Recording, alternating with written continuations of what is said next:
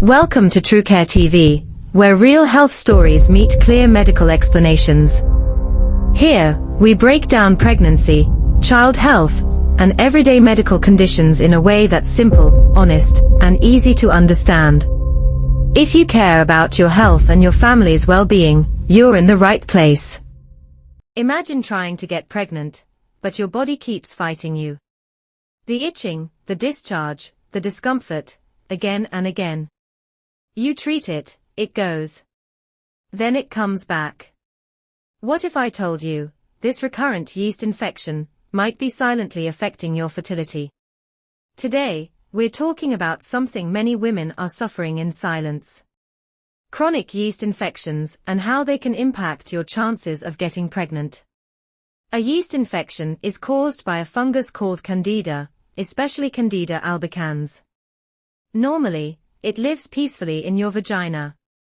But when the balance is disrupted, it overgrows. Symptoms include intense itching, thick white discharge, like cottage cheese, burning sensation during urination or sex, vaginal redness and swelling. But here's the problem. When it keeps coming back more than 3 to 4 times a year, we call it chronic or recurrent yeast infection. Let's talk about why this infection refuses to go away. 1. Hormonal imbalance. High estrogen levels, especially in women trying to conceive, can encourage yeast growth. 2. Uncontrolled blood sugar. Women with diabetes or insulin resistance are at higher risk. 3. Frequent antibiotic use. Antibiotics kill good bacteria, leaving yeast to take over. 4. Weak immune system. If your immunity is low, your body struggles to fight Candida. 5. Tight underwear and poor ventilation. Warm, moist environments are heaven for yeast. 6. Excess sugar intake. Donut. Yeast feeds on sugar. The more sugar, the more it grows. Can yeast infection stop you from getting pregnant? Directly. Not always. But indirectly. Yes. 1. It disrupts vaginal pH. A healthy vagina is slightly acidic. Chronic infections make it unstable, affecting sperm survival. 2. It creates a hostile environment for sperm. Sperm need a friendly environment to swim. Inflammation and infection reduce their chances. 3. Pain during intercourse. Many women avoid sex due to discomfort. And no intercourse equals no pregnancy. 4. It may be a sign of deeper hormonal issues. Conditions like estrogen dominance, or even polycystic ovary syndrome, can contribute to both yeast infections and infertility. 5.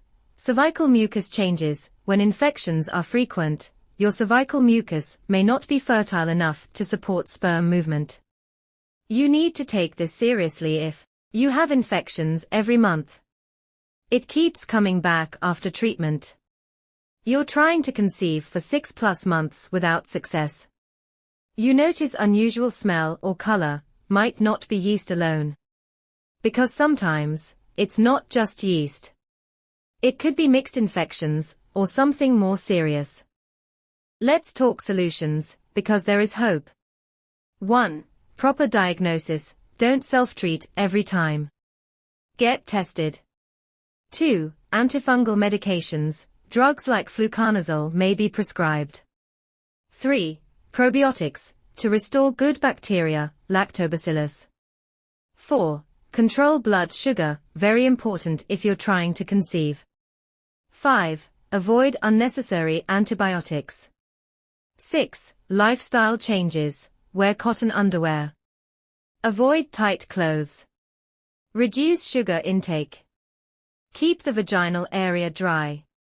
If you're trying to conceive, eat fertility-friendly foods. Avocado. Stay hydrated. Manage stress. Track ovulation. Boost immunity naturally, because a healthy body creates a healthy environment for pregnancy. If you've been battling yeast infections again and again, please don't ignore it. Your body is trying to tell you something.